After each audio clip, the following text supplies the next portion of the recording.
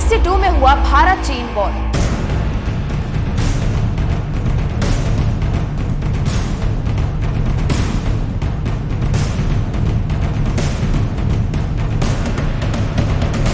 ये कोई अचानक हमला नहीं था, ये था भारत के प्रधानमंत्री पंडित जवाहरलाल नेहरू के गलत फैसले और निष्क्रियता का नतीजा। ऐसा निष्क्रिय रवैया जिसने हमारे देश की सेना को और सुरक्षा को पूरी तरीके से कमजोर कर दिया था और साथ ही जिसका खामियाजा आज भी भारत भुगत रहा है। Hello and welcome to Rani and Rancho show. मैं हूँ रानी और ये है रैंचो।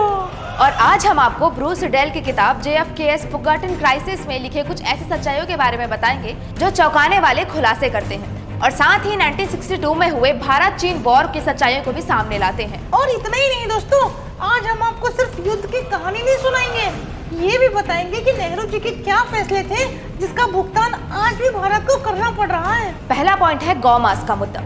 और रैंचो, ये सिर्फ गौ मास का मुद्दा नहीं है बल्कि नेहरू जी के दोहरे व्यक्तित्व का मुद्दा है। 1950 के दशक में पंडित जवाहरलाल नेहरू और इंदिरा गांधी दोनों निजी तौर पर गौ मास खाते थे। जी हाँ, गौ मास। और ये कथित तौर पर अमेरिकी अधिकारियों का कहना है। पर सवाल ये उठता है कि जब भारत में गौ मांस को खाना धार्मिक और सांस्कृतिक दोनों दृष्टिकोण से बिल्कुल गलत था, तब वे ऐसा करते थे। बिल्कुल सही रानी।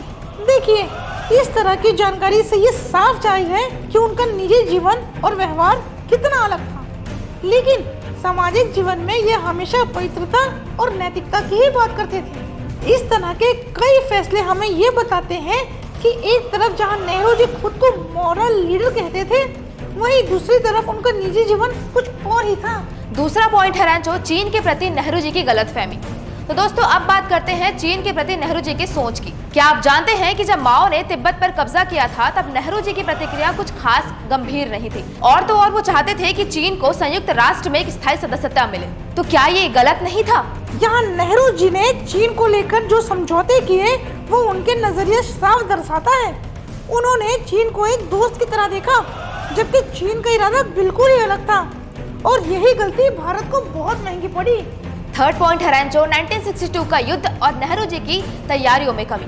तो अब आते हैं 1962 में जब चीन ने भारत पर हमला किया। 1962 में जब चीन ने भारत पर हमला किया तो हमारी सेना पूरी तरीके से अनप्रिपेयर्ड थी, और इसका जिम्मेदार कौन था? जी हाँ, नेहरू जी। उनको लगता था कि हमारी सेना तैयार है, लेकिन हकीकत तो कुछ और ही थी। यह एक और बड़ी चूक थी। नेहरू जी ने कभी सेना की असल स्थिति समझी ही नहीं, और जब हमला हुआ तो हमारी सेना बिना किसी अनुभव के लड़ाई में उतर गई। फोर्थ पॉइंट है रैंचो, JFK और नेहरू जी के अजीब बर्ताव के बारे में। आप सभी को बता दूं कि जब अमेरिका के राष्ट्रपति जॉन F कैनेडी भारत भ्रमण पर आए थे तो उन्होंने इस राजकीय यात्रा को सबसे खराब कहा, और उसका कारण था नेहरू जी का अजीब बर्ताव। ये सच है, और कारण था नेहरू जी का अजीब व्यवहार। जो ज्यादा समय जैकलिन कैनेडी, जो कि जॉन की वाइफ थी, उनके साथ बिताना चाहते थे। अमेरिकी अधिकारियों को ये समझ आ गया था कि नेहरू जी एक गलत इंसान और अजीब नेता थे जिन पर भरोसा नहीं किया जा सकता था। फिफ्थ पॉइंट है रैंचो, अपने ही भाइयों को बड़े पदों पर बिठाना। दोस्तों, क्या आप जानते हैं कि नेहरू जी अपने ही चचेरे भाई यानी PN कौल और PN थापड़ को बड़े ऊंचे पदों पर बिठा दिया था, जबकि वो उस पद के लिए काबिल भी नहीं थे। और ऐसे नेताओं ने सरकार और सेना दोनों को कितना कमजोर कर दिया था, ये सोचिए।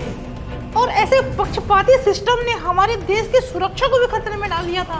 6 पॉइंट है रैंचो, चीन की बुनियादी ढांचा और नेहरू जी की अनदेखी। जब भारत आजाद हुआ तब चीन हमसे बहुत पीछे था, लेकिन 1962 तक चीन अपनी सीमाओं पर बुनियादी ढांचे का विकास कर लिया था, और ये नेहरू जी ने देखकर भी अनदेखा कर दिया, और यहीं से चीन ने भारत को पीछे छोड़ना शुरू कर दिया। ये एक सटीक उदाहरण है रानी, कैसे नेतृत्व की कमी और सुरक्षा में अनदेखी ने हमें बड़े नुकसान पहुँचाया था।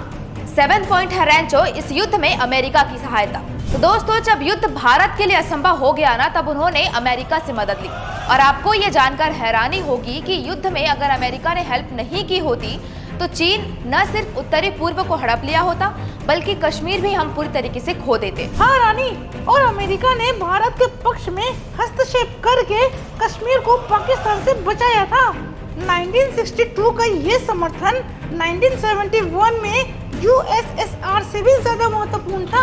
8 पॉइंट है रैंचो, नेहरू जी का परमाणु कार्यक्रम विरोध। दोस्तों, आपको ये बात जानकर हैरानी होगी कि नेहरू जी ने परमाणु कार्यक्रम तक का विरोध किया, जबकि चीन परमाणु हथियारों को विकसित कर चुका था और ये एक बहुत बड़ी गलती थी जिसने हमें पीछे छोड़ दिया।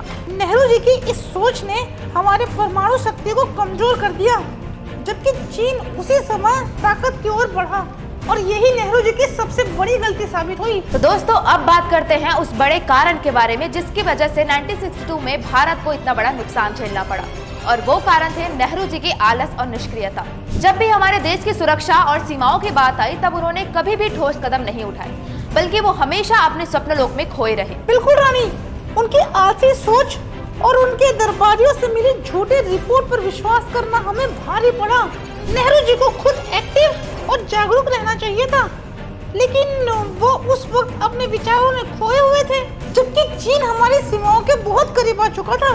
तो दोस्तों, नेहरू जी की आलस और निष्क्रियता का यह इतिहास हमें यह सिखाता है कि कैसे अगर देश का नेता जागरूक ना हो तो देश को उसका कितना बड़ा खामियाजा भुगतना पड़ता है।